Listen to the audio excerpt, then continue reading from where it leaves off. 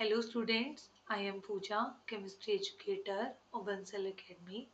आज के इस वीडियो में हम डिस्कस करेंगे हमारे प्रीवियस ईयर क्वेश्चन जो कि हमारे आए थे दिसंबर 2023 के एग्ज़ाम में, राइट। तो जो दिसंबर 2023 के एग्ज़ाम की जो हमारी प्रीवियस ईयर क्वेश्चन की जो सीरीज़ है, आज उसी सीरीज में हम जो टॉपिक डिस्कस करेंगे वो करेंगे केमिकल थर्मोडायनामिक्स। केमिकल थर्मोडायनामिक्स के हमारे पास 3 क्वेश्चन आए थे हमारे दिसंबर 2023 के एग्जाम में। 10 मार्क्स का यहाँ से हमसे क्वेश्चंस पूछे गए थे 10 मार्क्स के। 2 क्वेश्चंस 4 मार्क्स में थे, 4 4 मार्क्स, और एक क्वेश्चन हमारा 2 मार्क्स का था, राइट।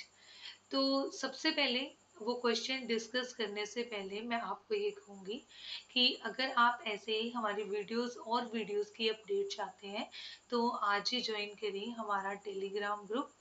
इसके अलावा जो आप बंसल एकेडमी का ऑफिशियल चैनल सब्सक्राइब करें, यहाँ पर आपको और भी जो हमारे यहाँ पर और भी जो लेक्चर सीरीज है या फिर कोई 75 मोस्ट प्रोबेबल कॉन्सेप्ट है, ये चीज़ें भी आपको यहाँ पर अवेलेबल रहेंगी। एंड अब हम स्टार्ट करते हैं जी हमारा आज का topic, that is chemical thermodynamics. ठीक है। तो केमिकल थर्मोडायनामिक्स के कौन कौन से क्वेश्चन हमारे पास आए थे दिसंबर 2023 के एग्जाम में। तो सबसे पहला जो हमारा ये क्वेश्चन है, ये हमारा सेक्शन बी से क्वेश्चन था जी। ठीक है। जो क्वेश्चन आया था हमारा 2 मार्क्स में क्वेश्चन आया था, बहुत ही इजी था। मैं ये कहूँगी कि जो थर्मोडायनामिक के क्वेश्चन जो आए थे वो बहुत ही इजी आए थे, राइट। ठीक है। और इसके लिए ना जो रेफरेंस आप जो बुक आप फॉलो कर सकते हो वो आपको यू फॉलो करनी है, एंजल एंड रीड, राइट। ठीक है। अब यहाँ पर हमारे पास है the thermodynamic variable x in the equation. ये हमें इक्वेशन दी हुई थी, curly s by curly p at constant temperature is equal to 1 by t into x plus curly h by curly p at constant t is। हमें ये बताना था इसमें जो ये वेरिएबल x है इसकी जगह पर क्या आएगा, ये वेरिएबल x क्या है, राइट। तो देखो एक चीज है ना, हमेशा आप ध्यान में रखना, जब भी आपको क्वेश्चन में अगर दिखाई दे करली u बाय करली v एट कांस्टेंट t, तब तो आपको थर्मोडायनामिक फर्स्ट इक्वेशन यूज करनी है हमेशा। ठीक है।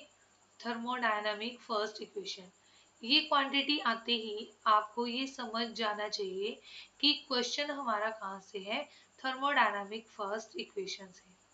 और अगर क्वेश्चन में हमारे पास करली H Y curly P at constant T हो तो क्वेश्चन हमारा किससे होगा, थर्मोडायनामिक सेकेंड इक्वेशन से। ठीक है। थर्मोडायनामिक सेकेंड इक्वेशन से, राइट। अब देखिए हमारे पास है ना यहाँ पर थर्मोडायनामिक सेकेंड इक्वेशन यूज होगी। हमारी जो थर्मोडायनामिक सेकेंड इक्वेशन होती है वो क्या होती है, थर्मोडायनामिक सेकेंड इक्वेशन हमारे पास है, ये होती है curly H Y curly P at constant T is equal to into minus T into curly V by curly T at constant P, और यहाँ पे क्या आता है प्लस बी। अब हमें ना इसको इसी फॉर्मेट में लेके आना है। तो देखो करली एच बाई करली पी तो ये है, इधर क्या है करली एस बाई करली पी। अब जो curly V by curly T है फ्रॉम मैक्सवेल रिलेशन, ठीक है, from Maxwell's relation, Maxwell's relation, ठीक है।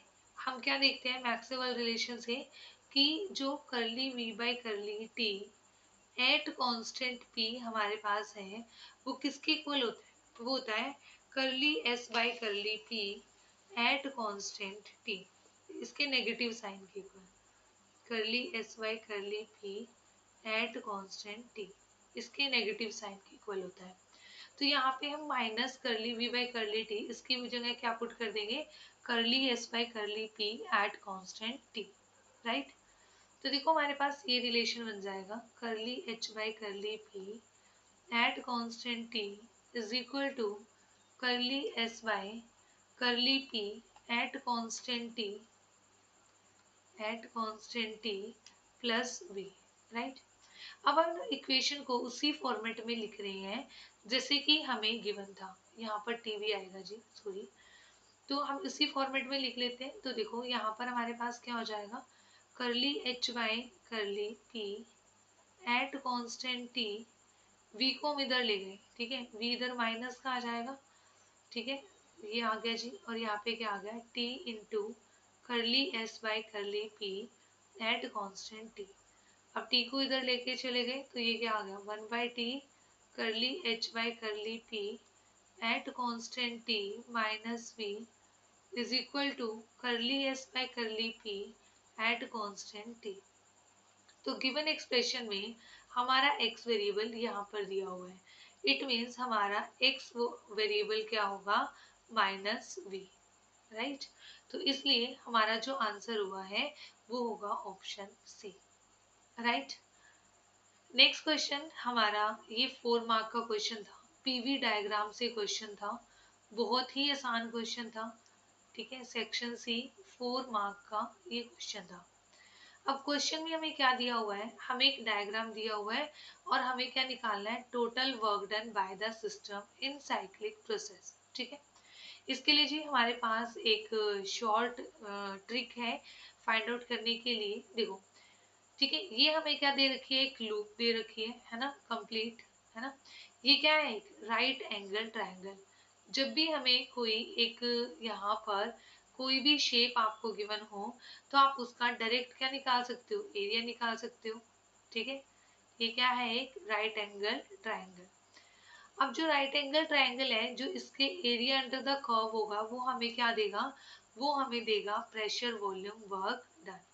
तो एरिया ऑफ ट्रायंगल क्या होता है, area of right angle triangle is, ठीक है, राइट एंगल ट्रायंगल का एरिया है तो वो होता है half into base into height, right.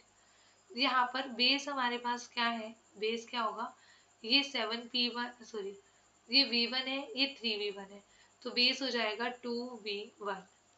Height कितनी होगी, 7p1 minus p1 that is 6p1। तो ये हो गया हमारे पास, तो आंसर क्या आ गया, 6p1v1, ठीक है। अब देखो यहाँ पर ये तो आंसर डायरेक्ट ही आ गया 6p1v1, पर हमारे पास जो ट्रिक होती है वो ये होती है, अगर हमारे पास क्लॉकवाइज हो, ठीक है, अगर हमारे पास जो ये एरो का साइन है, अगर ये क्या हो हमारे पास क्लॉकवाइज हो तो हमारे पास साइन क्या होता है, नेगेटिव। और अगर एंटी क्लॉकवाइज हो तो जो वर्क डन हमारा आता है उसका जो साइन होता है वो क्या होता है, पॉजिटिव। अब आप इस एरो में देख सकते हो, इस एरो में इस तरीके से एरो आपको गिवन है, तो इस तरीके से, तो ये क्या है हमारे पास एंटी क्लॉकवाइज, तो एंटी क्लॉकवाइज में सॉरी क्या होता है, पॉजिटिव। तो इसलिए वर्क डन क्या आएगा यहाँ पर, पॉजिटिव। तो आंसर होगा 6p1v1, राइट। बहुत ही इजी क्वेश्चन था, ठीक है। यहाँ पर नेक्स्ट क्वेश्चन हमारा था, कहता है the application of Euler's reciprocity relation, cross derivative rule भी हम जिसे बोलते हैं, to volume of 1 mole of an ideal gas result in mixed second derivative of v equal to, हमें क्या बताना है, उसका सेकेंड डेरिवेटिव ऑफ v। अब देखो जो आयलर जो रेसिप्रोसिटी रिलेशन है हमारे पास वो क्या होता है, ठीक है, या हम इसे क्या बोल दें, या हम इसे बोल दें जी क्रॉस डेरिवेटिव रूल, ठीक है, cross derivative rule. Cross derivative rule होता है, ठीक है, ये ठीक है, if x is a state function, अगर हमारे पास x क्या है, एक स्टेट फंक्शन है, तो हम क्या लिखते हैं, मान लो हमें क्या करना है, सबसे पहले इसका डेरिवेटिव करना है with respect to one variable. मान लो x का वेरिएबल डेरिवेटिव कर रहे हैं विद रिस्पेक्ट टू y, फिर बाद में इसका जो डेरिवेटिव कर दो विद रिस्पेक्ट टू z, तो वो किसके इक्वल होगा, अगर हम x का डेरिवेटिव पहले z के रिस्पेक्ट में कर दें और फिर y के रिस्पेक्ट में करें, तो ये रूल यहाँ पर क्या होता है, एप्लीकेबल होता है। अब उसने हमसे पूछा है कि सेकंड डेरिवेटिव ऑफ v, ठीक है, किससे सेकंड डेरिवेटिव है v का, वो किसके इक्वल होगा, राइट। अब देखो हमारे पास यहाँ पर वेरिएबल क्या है, टेम्परेचर, प्रेशर, वॉल्यूम।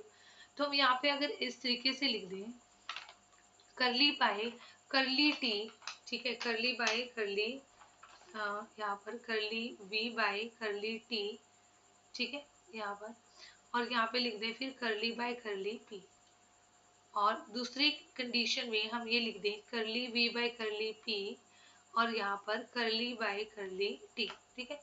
तो दोनों केसेस में जो आंसर आएंगे वो क्या आएंगे, हमारे सेम आएंगे। देखो यहाँ पर प्रेशर कांस्टेंट रखना है, यहाँ पर टेम्परेचर कांस्टेंट रखना है, ये भी। तो दोनों ही हमारे पास आंसर क्या आने चाहिए, सेम आने चाहिए। तो अगर हम ये फाइंड आउट कर ले तब भी आंसर सेम, ये फाइंड आउट कर ले तब भी आंसर हमारे पास क्या रहेगा, सेम रहेगा, राइट। तो हम है ना ये फाइंड आउट कर लेते हैं जी। तो देखो हमारे पास V किसके इक्वल हो जाएगा, सिंस आइडियल गैस के लिए PV is equal to RT, तो V is equal to RT by में P। सबसे पहले हमने क्या फाइंड आउट किया, करली V बाय करली T एट कांस्टेंट P, पहले ही हमने फाइंड आउट कर लिया। कांस्टेंट P कांस्टेंट है तो क्या आ गया R बाय P। फिर हमने इसका क्या किया, हमने इसको प्रेशर के रिस्पेक्ट में क्या कर दिया, डिफ्रेंशिएट कर दिया, सेकेंड डेरिवेटिव भी खाया ना उसने, ठीक है। तो R बाय P, इसका हमें क्या करना है, अब करली बाय करली P लेना है, ठीक है। तो ये क्या आ जाएगा, minus R over P square, ठीक है, minus R over P square. तो देखो हमारे पास यहाँ पर आंसर क्या है, ऑप्शन नंबर 1, ठीक है, that is minus R upon में P स्क्वायर। अगेन ये क्वेश्चन भी हमारा 4 मार्क्स में था। तो इन क्वेश्चंस को देखकर, ठीक है, वो मतलब मैं यहाँ से ये कंक्लूजन, मैं आपको यहाँ से ये कंक्लूड हम करते हैं, ये कंक्लूजन हम निकाल सकते हैं कि जो यहाँ के ये वाले क्वेश्चन थे केमिकल थर्मोडायनामिक्स के, वो सच में इजी क्वेश्चन थे और 10 मार्क्स यहाँ पर फ्री के थे, है ना। तो ऐसे ही एक क्वेश्चन हमारा स्टैटिस्टिकल थर्मोडायनामिक्स से आया था, वो हमने दूसरी जो इसे नेक्स्ट वीडियो होगी वो हम उसमें डिस्कस करेंगे। और वो भी क्वेश्चन जो आया था वो 4 मार्क्स में आया था, मीन्स टोटल जो हमारी थर्मोडायनामिक्स वाला पार्ट है वो 14 मार्क्स का था, और 14 मार्क्स, ठीक है, एग्जाम में तो half of marks he valuable होता है, और यहाँ पे तो हमारे 14 मार्क्स थे।